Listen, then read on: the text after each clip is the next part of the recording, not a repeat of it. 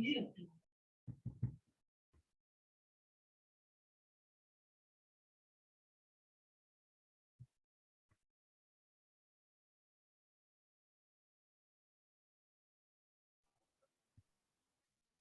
আমরা ছিলাম সমাজতান্ত্রিক অর্থ ব্যবস্থার বৈশিষ্ট্য। স্ক্রিন কি দেখা যাচ্ছে? না, দেখা যাচ্ছে না,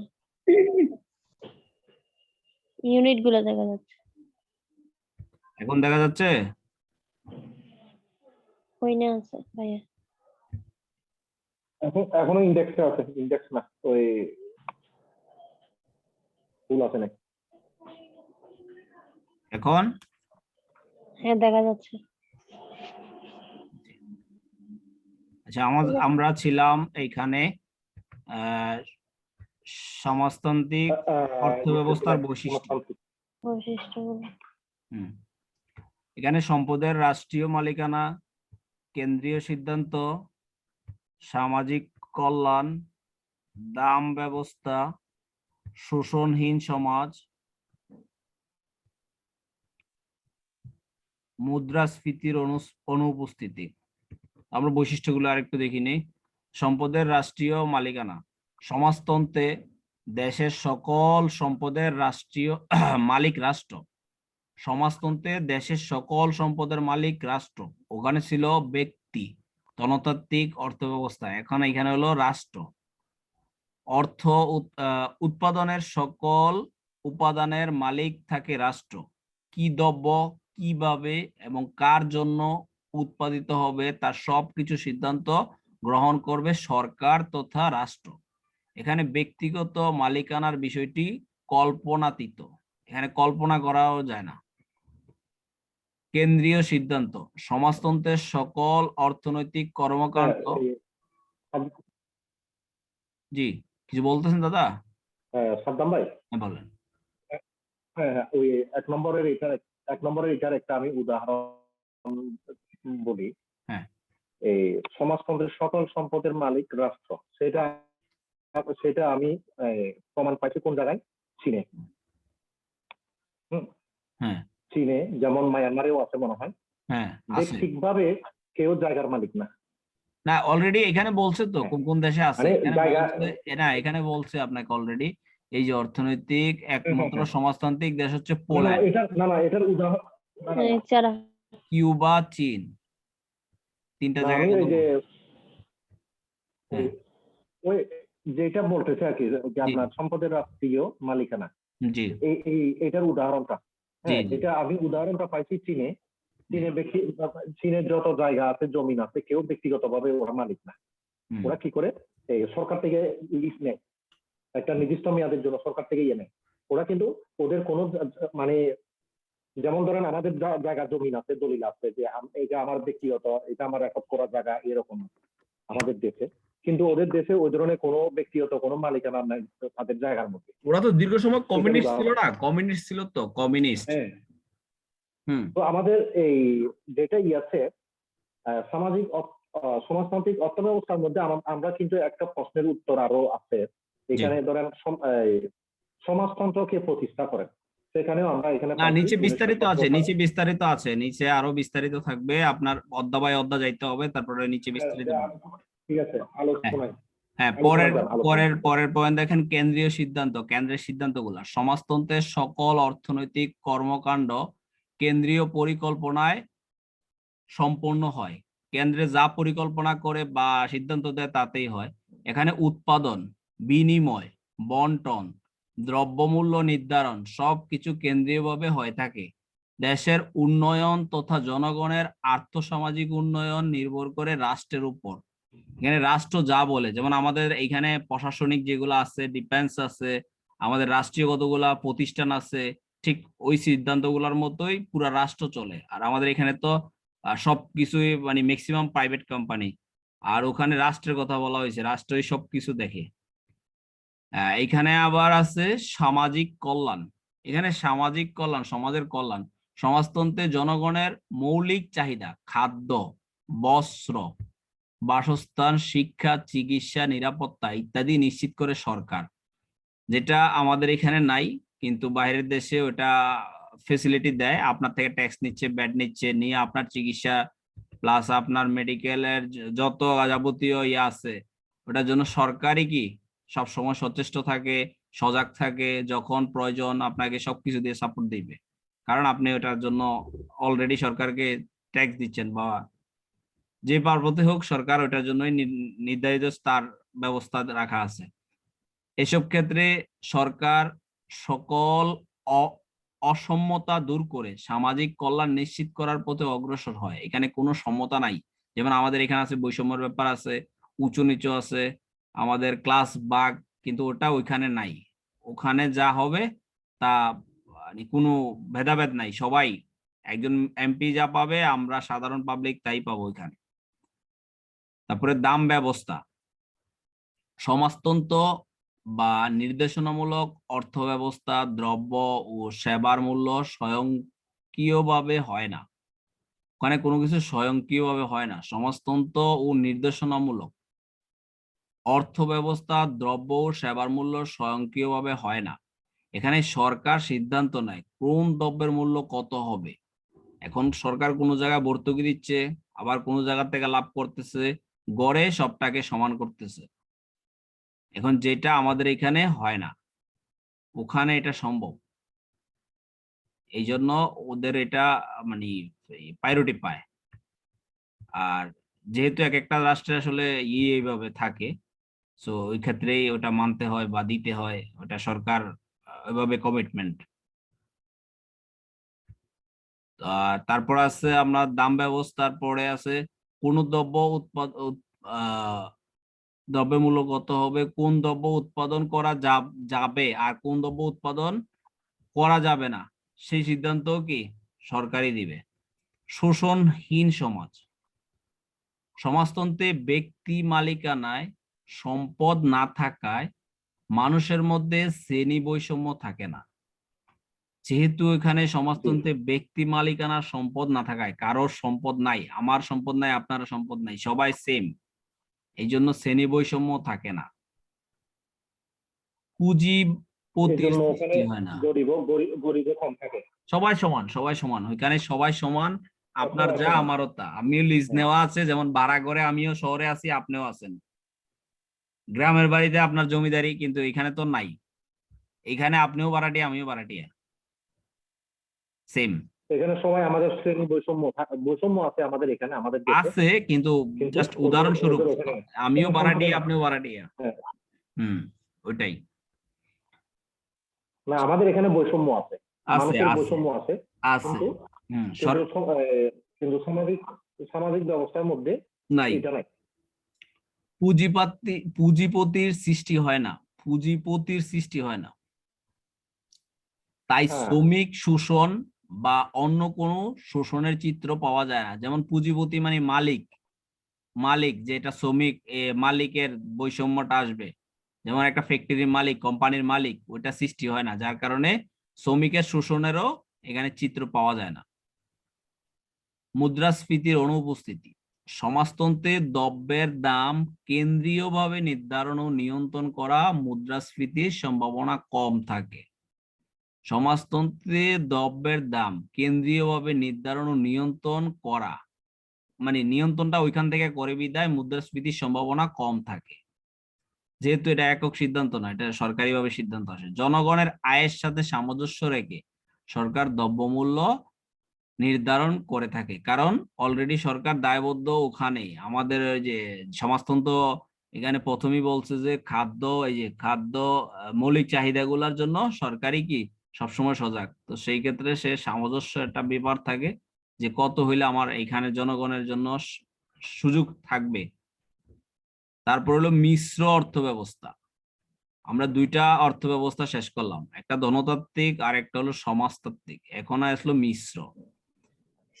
মিশ্র অর্থ ব্যবস্থা এমন একটি অর্থ ব্যবস্থা যেখানে উৎপাদন, বন্টন ও ভোগ ইত্যাদি ক্ষেত্রে বাজার ব্যবস্থার সাথে সাথে সরকারি নিয়ন্ত্রণ বজায় থাকে। এখানে বলা হয়েছে মিশ্র অর্থ ব্যবস্থা এমন একটি অর্থ ব্যবস্থা যেখানে উৎপাদন, বন্টন, ভোগ ইত্যাদি ক্ষেত্রে বাজার ব্যবস্থার সাথে সাথে সরকারি নিয়ন্ত্রণ বজায় থাকে। এখানে যদি মানে যৌথ মিলিত ধনতাত্ত্বিক সমাজতাত্ত্বিক দুটোটা মিলাইয়া যেটা হয় এটা এখানে মিশ্র হয়ে গেছে। যে অর্থ ব্যবস্থা সমাজের যে অর্থ ব্যবস্থা সম্পদের রাষ্ট্রীয় ও ব্যক্তি মালিকানা ও সরকারি ও বেসরকারি উদ্যোগের পাশাপাশি বিরাজমান থাকে তাকে মিশ্র অর্থ ব্যবস্থা বলে। এই নিচের সংজ্ঞাটাও সুন্দর আছে। এখন যে কোনো একটা সংজ্ঞা আমরা এখান থেকে ক্যাচ করলে পরে আর ওইটা নিয়ে টাস্ক মানে টেনশন থাকবে না যে আমরা সংজ্ঞা কোনটা বললাম। যে কোনো যেটা যার কাছে ভালো লাগে ওই একটা সংজ্ঞা ভালোভাবে দেখে রাখলে ওইটা কাজে লাগবে। যে অর্থ ব্যবস্থা সম্পদের রাষ্ট্রীয় ও ব্যক্তিগত মালিকানা, রাষ্ট্রীয় ব্যক্তিগত মালিকানা এবং সরকারি ও বেসরকারি উদ্যোগের পাশাপাশি বিরাজমান থাকে তাকে মিশ্র অর্থ ব্যবস্থা বলে। এখানে ধনতত্ত্ব ও সমাজতত্ত্বের মধ্যে একটি সামঞ্জস্য বিধান করা হয়, দুইটা মিলাইয়ে এটা হয়েছে। মিশ্র অর্থ ব্যবস্থায় ধনতত্ত্বের ন্যায় সম্পত্তি, ব্যক্তিগত মালিকানা, ব্যক্তি উদ্যোগ ও মুনাফা অর্জনের স্বাধীনতা থাকে। আবার কতগুলো বৃহৎ ও মৌলিক শিল্প কারখানা এবং গুরুত্বপূর্ণ ব্যবসা বাণিজ্য সরকারি নিয়ন্ত্রণে থাকে। যেগুলা প্রয়োজন সরকারের এগুলা সরকারের নিয়ন্ত্রণে থাকে। এই বিষয়টি আবার সমাজতন্ত্রের বৈশিষ্ট্য। যেগুলা সরকারের আয়ত্তে থাকে এগুলা সমাজতন্ত্রের বৈশিষ্ট্য, আর যেগুলা স্বাধীন ওগুলা আবার ধনতাত্ত্বিকের বৈশিষ্ট্যের মধ্যে পড়ে। এটা ধনতাত্ত্বিকে পড়বে আর নিচের গুলা এগুলা সমাজতাত্ত্বিকের বৈশিষ্ট্য। মিশ্র অর্থ ব্যবস্থায় সংজ্ঞা দিতে গিয়ে অধ্যাপক স্যামুয়েলসন বলেন মিশ্র অর্থনীতি বলতে এমন একটি অর্থ ব্যবস্থাকে বোঝায় যেখানে উৎপাদন ও ভোগ কার্য সংগঠিত করার ক্ষেত্রে বাজার ব্যবস্থার সাথে সাথে সরকারি নিয়ন্ত্রণ ব্যবস্থার সংমিশ্রণ ঘটেছে। সমাজতন্ত্র ও ধনতন্ত্র উভয় ত্রুটি রয়েছে, দুইটাতেই ত্রুটি আছে বলতেছে এখানে। এদের কোনটি অর্থনৈতিক সমস্যাগুলোর পূর্ণ সমাধান দিতে পারে না, কোনটাই পূর্ণ সমাধান দিতে পারে না। এজন্য পৃথিবীতে কোনো দেশেই বিশুদ্ধ ধনতন্ত্র বা সমাজতন্ত্র লক্ষ্য করা যায় না। বিভিন্ন দেশ তাদের অর্থনৈতিক সমস্যা সমাধানের লক্ষ্যে পুঁজিবাদ ও সমাজতন্ত্রের মাঝামাঝি একটি অর্থ ব্যবস্থাকে বেছে নেয়, দুইটা মিলাইয়া একটাকে বেছে নেয়। আর এই অর্থ ব্যবস্থাকে মিশ্র অর্থ ব্যবস্থা বলে, এটাকেই মিশ্র অর্থ ব্যবস্থা বলে। উপরোক্ত আলোচনার প্রেক্ষিতে বলা যায় মিশ্র অর্থনীতি হচ্ছে এমন একটা অর্থনীতি যেখানে ধনতত্ত্ব সমাজতত্ত্ব সহ অবস্থান লক্ষ্য করা যায় এবং যেখানে সরকারি বেসরকারি উভয়ভাবে রাষ্ট্রীয় ও ব্যক্তিগত অর্থনৈতিক সমস্যাগুলো সমাধান করা যায়। এখানে সারসংক্ষেপে বলছে অর্থনৈতিক ব্যবস্থা হলো এমন একটি পদ্ধতি, অর্থনৈতিক ব্যবস্থা হলো এমন একটি পদ্ধতি যার মাধ্যমে কি উৎপাদন করা হবে, কিভাবে উৎপাদন করা হবে, কার জন্য উৎপাদন করা হবে এবং ইত্যাদি সমস্যার সমাধান করা হয়। এটা হলো অর্থনীতি যে ব্যবস্থার কথা বলছে ওটা হলো ধনতত্ত্বের ক্ষেত্রে যাবে। ধনতত্ত্ব সম্পদের ব্যক্তিগত মালিকানা বজায় থাকে। এখানে উৎপাদন যেমন ভূমি, শ্রম, মূলধন সংগঠনের ক্ষেত্রে ব্যক্তিগত মালিকানা থাকে। অন্যদিকে সমাজতত্ত্ব দেশের সকল সম্পদের মালিক রাষ্ট্র, উৎপাদনের সকল উপাদান মালিক নেটওয়ার্ক কেন দৌড়াদৌড়ি করে মালিক। আর মিশ্র অর্থ ব্যবস্থা এমন একটি অর্থ ব্যবস্থা যেখানে উৎপাদন, বন্টন ও ভোগ ইত্যাদির ক্ষেত্রে বাজার ব্যবস্থার সাথে সাথে সরকারি নিয়ন্ত্রণ বজায় থাকে। সো এখানে আমার মানে বেটার হচ্ছে মিশ্রটা আমরা মানে আমাদের দেশের ক্ষেত্রে যেমন অনেকগুলা প্রতিষ্ঠান আছে যেগুলো সরকারের নিয়ন্ত্রণ, কিছু কিছু আছে আমরা মালিকানা নিয়ন্ত্রণ, এই জিনিসগুলাই এখানে উঠাই ধরছে। আমাদের দেশের ভিতরে যেটা চলতেছে সেটা হচ্ছে মিশ্র অর্থনীতির ব্যবস্থা। তো এখানে আছে 3 নম্বরে, 1-3 আছে উৎপাদনের উপাদান সমূহ। উৎপাদনের কি কি উপাদান আছে? প্রথমে উৎপাদন, প্রোডাকশনের কি কি উপাদান আছে?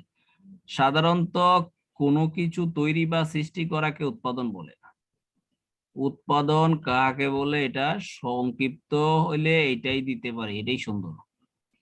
সাধারণত কোনো কিছু তৈরি বা সৃষ্টি করাকে উৎপাদন বলে। কিন্তু অর্থনীতিতে উৎপাদনের অর্থ হলো কোনো নির্দিষ্ট সময়ে কোনো দ্রব্যের আকার আকৃতি পরিবর্তন করে নতুন উপযোগ বা অভাব পূরণের ক্ষমতা সৃষ্টি করা। এটা হলো মানে অর্থনীতির ভাষায় হ্যাঁ, অর্থনীতিতে উৎপাদনের অর্থ হলো কোনো নির্দিষ্ট সময়ে কোনো দ্রব্যের অভাব আকৃতি পরিবর্তন করে নতুন উপযোগ ও অভাব পূরণের ক্ষমতা সৃষ্টি করা। মানুষ প্রকৃতপক্ষে কোনো কিছু সৃষ্টি করতে পারে না। মানুষ কেবল প্রকৃতির প্রদত্ত সম্পদের রূপগত, গুণগত, পরিমাণগত,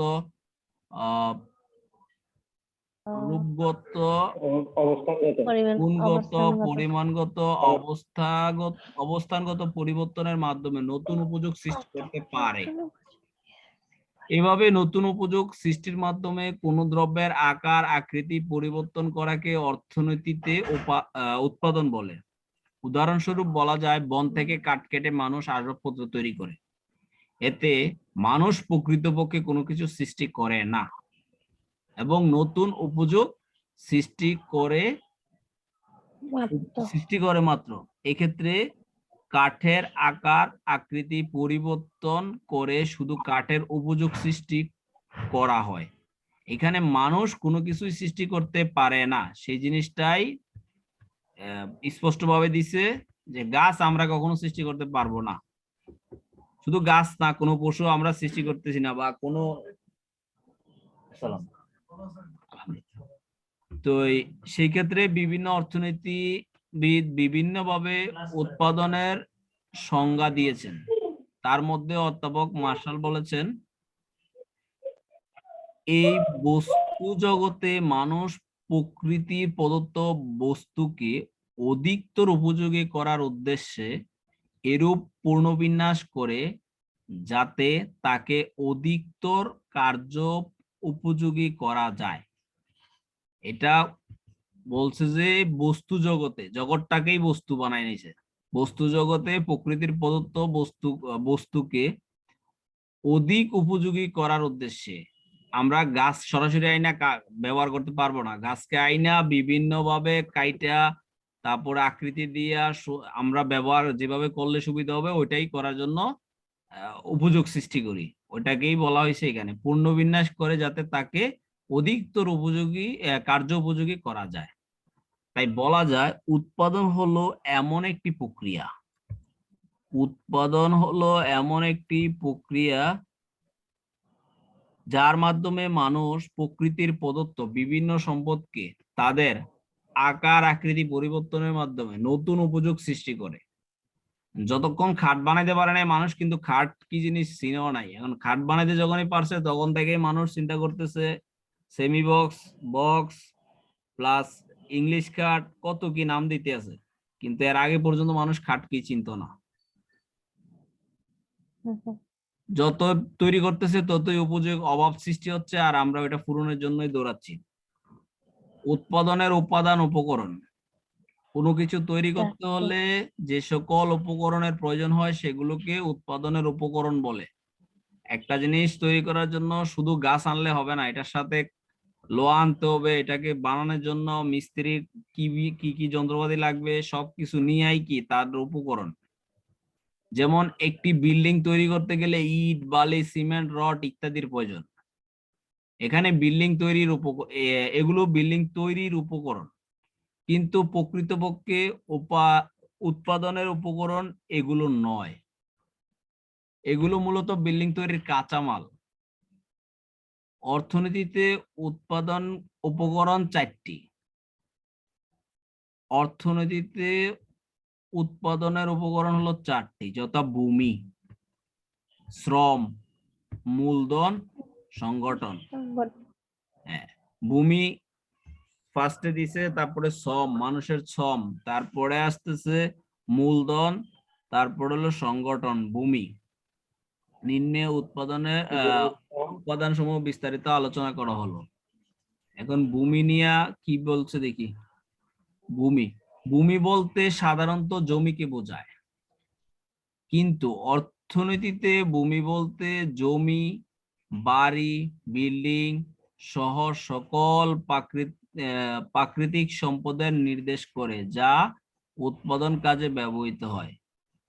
তাহলে আমরা শুধু ভূমি যদি বলি তাহলে কি জমিকেই ভূমি বলতে পারি, কিন্তু এইটাকে অর্থনীতির ভাষায় যখন আসবে তখন ভূমি বলতে বাড়ি, বিল্ডিং সহ সকল প্রাকৃতিক সম্পদকে নির্দেশ করে যা উৎপাদন কাজে ব্যবহৃত হয়।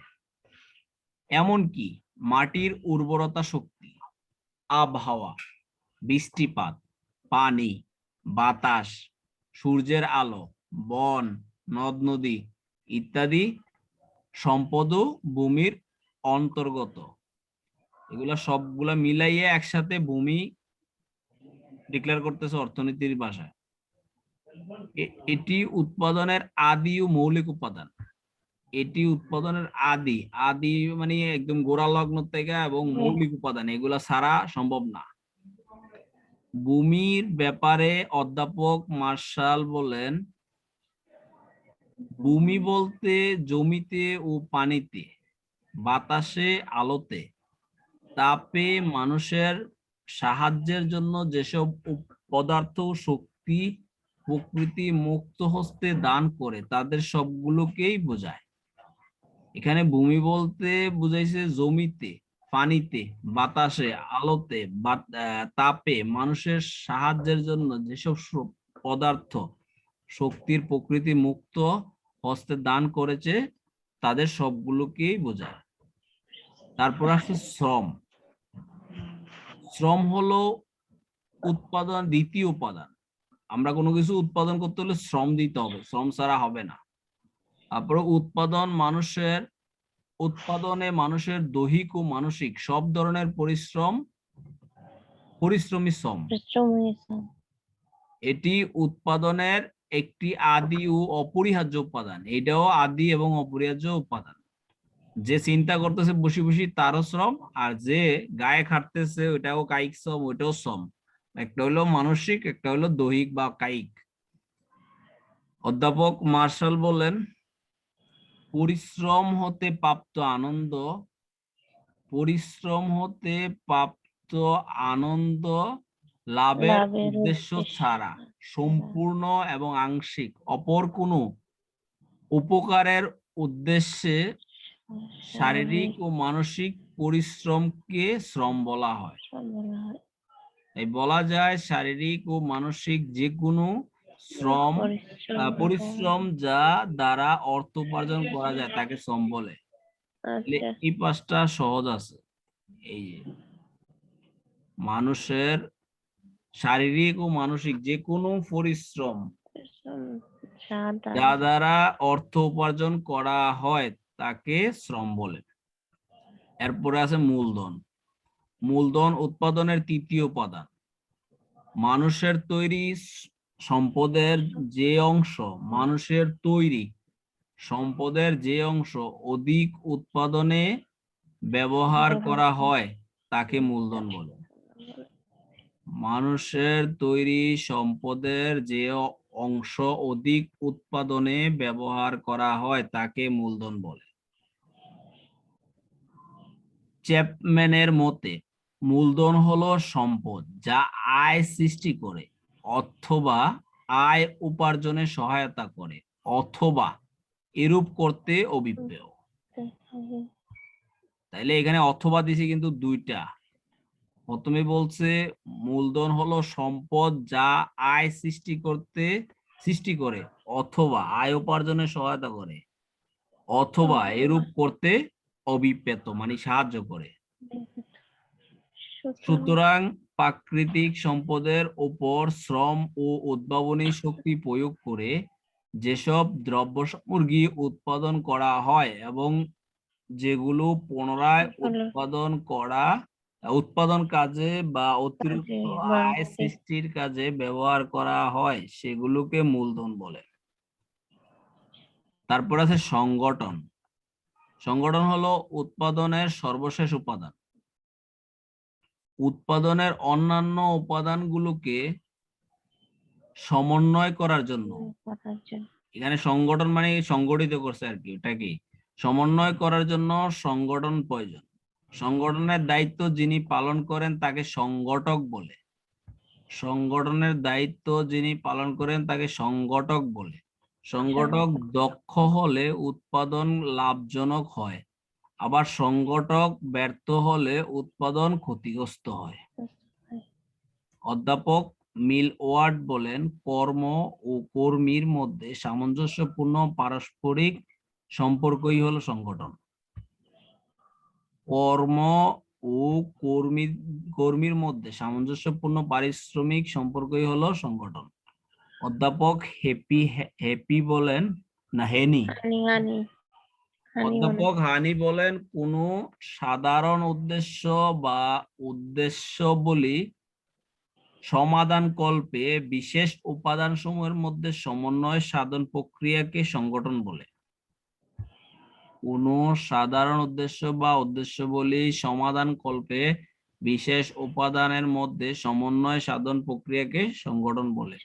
বর্তমানে সংগঠন উৎপাদনের অন্যতম গুরুত্বপূর্ণ উপাদান। এভাবে সংক্ষেপে উৎপাদনের বিভিন্ন উপাদান বা উপকরণের সংজ্ঞা ও গুরুত্ব আলোচনা করা যায়। মানুষ প্রকৃতপক্ষে কোনো কিছু সৃষ্টি করতে পারে না। মানুষ কেবল প্রকৃতির প্রদত্ত সম্পদের রূপগত, গুণগত, পরিমাণগত, অবস্থানগত পরিবর্তনের মাধ্যমে নতুন উপযোগ সৃষ্টি করতে পারে। অর্থনীতিতে উৎপাদনের উপকরণ 4টি। তারপর আছে আমাদের অর্থনীতির অদৃশ্য হাত তত্ত্ব। এখন হাত অদৃশ্য হাত। অর্থনীতির জনক অ্যাডাম স্মিথ তার বিখ্যাত গ্রন্থ ওয়েলথ অফ নেশনে অদৃশ্য হাত কথাটি উল্লেখ করেন। অদৃশ্য হাত বলতে মূলত সরকার বা কোনো প্রতিষ্ঠানের খবরদারিকে না করাকে বোঝায়। এই প্রক্রিয়ায় বাজার চাহিদা ও বাজার যোগান দ্বারা উপকরণ ও দ্রব্য সামগ্রীর দাম নির্ধারিত হয়। এক্ষেত্রে দ্রব্যের চাহিদা ও যোগানের উপর, এমনকি দ্রব্যের দামের উপর কোনো বাহ্যিক হস্তক্ষেপ থাকে না। এখানে ব্যক্তি স্বাধীনতা স্বীকার করে নেয়া হয়। ব্যক্তি স্বার্থে উৎপাদন, বিনিময়, বন্টন ও ভোগ সম্পাদিত হয়। অদৃশ্য হাত ধারণাটি মুক্তবাজার অর্থনীতিতে বিরাজ করে, কারণ মুক্তবাজার ব্যবস্থার সকল অর্থনৈতিক কার্যাবলী স্বয়ংক্রিয়ভাবে পরিচালিত হয়।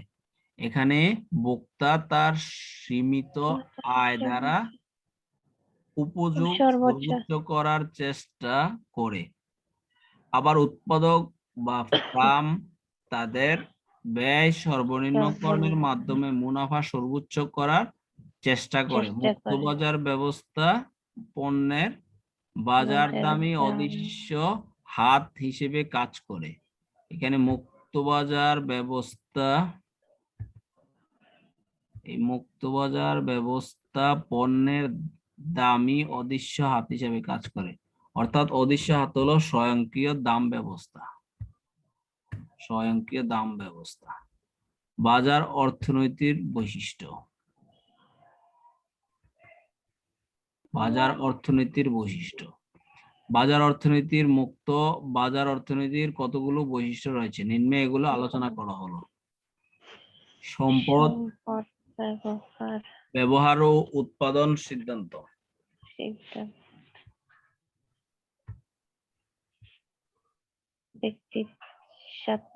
শেষের দিকে ব্যক্তি স্বার্থ সত্যবাদ ব্যক্তি স্বার্থবাদ, ব্যক্তি স্বাতন্ত্রবাদ। স্বাতন্ত্রবাদ, আচ্ছা ব্যক্তি স্বাতন্ত্রবাদ একসাথে বলে চলে দিছে। আসছে। দাদা বলে প্রতিযোগিতা, দিছে। না প্রতিযোগিতা একসাথে চলে আসছে লেগা। প্রতিযোগিতা, মালিক ও মুনাফা, তারপরে সীমিত সীমিত সরকার সরকারি কার্যক্রম, কার্যক্রম, 5টা। এই 5টার ক্ষেত্রে সম্পদ ব্যবহার ও উৎপাদনে সিদ্ধান্ত। মুক্তবাজার ব্যবস্থা, উৎপাদক যেখানেই উৎপাদন করবে সেখানেই করবে, তার সেখানে মুনাফা তার হয়। যেখানে মুনাফা উৎপাদন করলে তার মুনাফা হয়। এটাও কিন্তু ইম্পর্টেন্ট আছে। হ্যাঁ, বাজার অর্থনীতির বৈশিষ্ট্য এখানে অর্থনীতিতে। প্রশ্নগুলোর মধ্যে পড়বে তো। প্রশ্নগুলোতে থাকবে এটা। ইম্পর্টেন্ট আছে। যে সকল ক্ষেত্রে ক্ষতির আশঙ্কা রয়েছে সেখানে উৎপাদক উৎপাদন করবে না, কাজেই করবে না। সেখানে সম্পদ ব্যবহার করলে লাভ হবে। এখানে উৎপাদক তার সম্পদ নিয়োগ বা ব্যবহার করবে। ব্যক্তি স্বাতন্ত্রবাদ, ব্যক্তি স্বাতন্ত্রবাদ বলতে বোঝায় ব্যক্তির অর্থনৈতিক কর্মকাণ্ডে সরকার কোনো হস্তক্ষেপ করবে না। ওখানে ওই সমাজতন্ত্র যেরকম পড়ছে গণতান্ত্রিকে যেটা পড়ছি, ব্যক্তি সরকার কোনো হস্তক্ষেপ করতে না, অর্থাৎ ব্যক্তি যেমন একজন ভোক্তা হওয়ার স্বাধীনতা রাখবে, আবার একজন উৎপাদক হওয়ারও স্বাধীনতা রাখতে পারে। প্রতিযোগিতা, বাজার অর্থনীতির দর কষাকষির সুযোগ রয়েছে। এখানে দ্রব্যের চাহিদা ও যোগানের মধ্যে দাম নির্ধারণ হয়, যেখানে পূর্ণ প্রতিযোগিতা বর্তমান থাকে। এখানে প্রতিযোগিতা কইরাই কি মাল বেচে, যেটা আমরা সচরাচর আমাদের মার্কেটে যেটা চলে, দাম কষাকষি করতে পারে। তারপর হলো মালিকানা। হ্যাঁ দাদা, এখানে বলতে চাহিদা ও যোগানের মাধ্যমে দাম নির্ধারিত হয়, যেখানে পূর্ণ প্রতিযোগিতা বর্তমান থাকে। এখানে চাহিদা এবং যোগানের মাধ্যমে আর কি। জি, চাহিদা থাকলেই তো যোগান, চাহিদা থাকলেই তো যোগানের অবস্থা, আর যদি যোগান দিতে না পারে তখন দাম বাড়তে থাকে। এখানে বিশেষত প্রতিযোগিতা আছে, তখন প্রতিযোগিতা আছে হচ্ছে আপনার চাহিদা যদি হয়, হ্যাঁ চাহিদা থাকলে সেখানে উচ্চ প্রতিযোগিতা থাকবে। এটা আছে। জি, তাহলে মালিকানা ও মুনাফা। বাজার অর্থনীতিতে দেশের সম্পদ ব্যক্তি মালিকানায় থাকে। এখানে ব্যক্তি মালিকানা অধীনে উৎপাদন এবং উৎপাদন ব্যবস্থা পরিচালিত হয়। এখানে বিক্রেতা পণ্যের যোগান মূল্যের চেয়ে কম মূল্যে পণ্য বিক্রয় করলে তার লোকসান হয়, তার বিপরীত অবস্থায় মুনাফা হয়। সীমিত সরকারি কার্যক্রম, বাজার অর্থনীতিতে সরকার দেশের অর্থনৈতিক কর্মকাণ্ডে যথাযথ হস্তক্ষেপ করে না। সরকার সাধারণত প্রতিরক্ষা সহ বিভিন্ন গুরুত্বপূর্ণ কাজে তার কার্যক্রম সীমাবদ্ধ রাখে। আচ্ছা, সময় কম আছে, জাস্ট পয়েন্ট, এটা তো সময় এটাও শেষ হয়েছে, প্রশ্ন শেষ হয়েছে। তারপর আছে বাজার অর্থনীতিতে দাম ব্যবস্থার ভূমিকা। বাজার অর্থনীতিতে দাম ব্যবস্থার ভূমিকা। পুঁজিবাদী অর্থনীতিতে দাম ব্যবস্থা অদৃশ্য হাত কাজ করে, যেটা স্বয়ংক্রিয় দামের কথা বলা হয়েছিল, এটাই অদৃশ্য হাত। আর বাজার অর্থনীতি বলতে অবাধ পুঁজিবাদী সমাজকে বোঝায়। আর এখানে দাম ব্যবস্থার মাধ্যমে পণ্যের চাহিদা অনুযায়ী পণ্যের যোগান পরিবর্তিত হয়, আর চাহিদা ও যোগান ঘাত প্রতিঘাত ভারসাম্য দাম ও উৎপাদন নির্ধারিত হয়। নিম্নে বাজার অর্থনীতিতে দাম ব্যবস্থার ভূমিকা আলোচনা করা হলো। উৎপাদন ও ভোক্তার মধ্যে সমন্বয় সাধন, আয় বন্টন, উৎপাদনের আকার আকৃতি নির্ধারণ। উৎপাদকের মুনাফা নির্ভর করে পণ্যের চাহিদা ও উৎপাদনের ব্যয়ের উপর। পণ্যের চাহিদা বেশি হলে মুনাফা বেশি হয়, এবং উৎপাদক কত বেশি উৎপাদনে উৎসাহিত হয়। দামের পরিবর্তন চাহিদার পরিবর্তন ঘটায় এবং চাহিদার পরিবর্তন উৎপাদক সিদ্ধান্ত নেয় কি পরিমাণ উৎপাদন সে করবে। এভাবে দাম ব্যবস্থার মাধ্যমে ক্রেতা ও উপযোগ সর্বোচ্চ করে এবং বিক্রেতা তার মুনাফা সর্বোচ্চ করে। আয় বন্টন দাম ব্যবস্থার মাধ্যমে সমাজে ভোক্তার নিকট থেকে আয় উৎপাদকের নিকট আবার উৎপাদকের নিকট থেকে ভোক্তার নিকট স্থানান্তরিত হয়। এভাবে সমাজে আয় প্রবাহ চলতে থাকে এবং আয় বন্টন স্থিতিশীল থাকে। সমাজে আয় কিভাবে উপকরণের মালিকদের মধ্যে বন্টিত হবে তা নির্ভর করবে উৎপাদন ও ভোগের ক্ষেত্রে দাম ব্যবস্থার ভূমিকার উপর। উৎপাদনের আকার আকৃতি নির্ধারণ উৎপাদনের ক্ষেত্রে কি পদ্ধতি ব্যবহার করা হবে অর্থাৎ পণ্য কিভাবে উৎপাদিত হবে তা নির্ভর করে দাম ব্যবস্থার উপর। এক্ষেত্রে যে দেশে শ্রম বেশি সহজলভ্য সে দেশের বেশি শ্রম, আর যে দেশের মূলধন বেশি সহজলভ্য সে দেশে উৎপাদনের ক্ষেত্রে বেশি মূলধন ব্যবহার হবে। অর্থাৎ উৎপাদক চাইবে কম ব্যয়ে সম্পূর্ণ উৎপাদন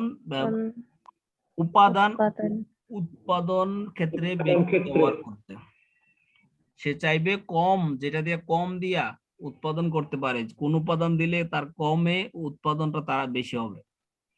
অদৃশ্য হাত ধারণাটি মুক্তবাজার অর্থনীতিতে বিরাজ করে। সারসংক্ষেপ, অদৃশ্য হাত ধারণাটি মুক্তবাজার অর্থনীতিতে বিরাজ করে কারণ মুক্তবাজার ব্যবস্থা সকল অর্থনৈতিক কার্যাবলী স্বয়ংক্রিয়ভাবে পরিচালিত হয়। এক্ষেত্রে দ্রব্যের চাহিদা ও যোগানের উপর এমনকি দ্রব্যের দামের উপর কোনো বাহ্যিক হস্তক্ষেপ থাকে না। এখানে ব্যক্তি স্বাধীনতা স্বীকার করে নেওয়া হয়। ব্যক্তি স্বার্থে উৎপাদন বিনিময় বন্টন ও ভোগ সম্পাদিত হয়। সো এই ক্ষেত্রে এইখানেও আপনার মোটামুটি এই চ্যাপ্টারের ভিতরে প্রশ্ন খুব কম, দেখছেন 7টা প্রশ্ন করছে। অর্থনীতির সংজ্ঞা, ব্যষ্টিক ও সামষ্টিক অর্থনীতির মধ্যে পার্থক্য, এটা কিন্তু বিশাল ইম্পর্টেন্ট। 1 নাম্বার প্রশ্ন এটা তো বেসিকটা উদাহরণ সহ ইতিবাচক নেতিবাচক অর্থনীতির সংজ্ঞা দিন, এটা তেমনটা না। ধনতন্ত্র কি, ধনতন্ত্র অর্থব্যবস্থার বৈশিষ্ট্য আলোচনা করো, এটাও আছে। তারপরে সমাজতান্ত্রিক অর্থব্যবস্থা বলতে কি বোঝায়, সমাজতান্ত্রিক অর্থব্যবস্থার বৈশিষ্ট্য, দুইটা মিলাইয়া হয়তোবা দিতে পারে প্রশ্ন। উৎপাদনের দাদা কি বলতেছে, ধনতন্ত্র মানে এখানে এগুলো নিয়ে বিস্তারিত একটু সংক্ষিপ্তভাবে আলোচনা করি। ধনতন্ত্র হচ্ছে সময় পাবেন না দাদা, সময় নাই, 1 মিনিট আছে, 1 মিনিট 35 সেকেন্ড আছে। হ্যাঁ আচ্ছা কাজ দিব না, এই জন্য উৎপাদনের উপাদান সমূহ উদাহরণ সহ ব্যাখ্যা করুন। অদৃশ্য হাত কি, বাজার অর্থনীতিতে দামের ব্যবহারের ভূমিকা বিশ্লেষণ করো। বাজার অর্থনীতি কাকে বলে, বাজার অর্থনীতির বৈশিষ্ট্য আলোচনা করো। অদৃশ্য হারটা ইম্পর্টেন্ট এখানে, আর প্রথম প্রশ্নটা ইম্পর্টেন্ট। 1 3 1 3 6 1 3 6 7 নম্বরটাও কম না, বাজার অর্থনীতি কাকে বলে, এটাও খারাপ না, এটাও মোটামুটি খারাপ না, বাট প্রশ্নতে প্রথম 1 3 6 এই তিনটা বেশি। আচ্ছা ভাই ধনাত্মক কি, এটা কিভাবে লিখবো? ধনতন্ত্রের সংজ্ঞা অলরেডি এখানে দেওয়া আছে। ধনতন্ত্রের সংজ্ঞা এমন কি দিছে এটা, এই যে আমি বুঝাই, ধনতন্ত্র মানে হচ্ছে এটা পুঁজিবাদী, যেটা আছে পুঁজিবাদী, এই যে ধনতন্ত্র অর্থব্যবস্থা এখানে বলা হয়েছে, এই যে এমন একটি আছে যে এমন অর্থব্যবস্থা যেখানে সম্পদের ব্যক্তি মালিকানা থাকে, উৎপাদন বিনিময় বন্টন ভোগের ক্ষেত্রে পূর্ণ স্বাধীনতা থাকে, এই অর্থব্যবস্থাকে পুঁজিবাদী অর্থব্যবস্থা বলা হয়। এটাই ধনতন্ত্র অর্থব্যবস্থা দেওয়া যায়, এটাকেই ঘুরাই গাড়াই লেখা, পুঁজিবাদী মানে পুঁজিবাদী অর্থব্যবস্থাকে ধনতন্ত্র বলে। এটাই। আর যদি তার চেয়েও দেখতে চান তাইলে সারসংক্ষেপ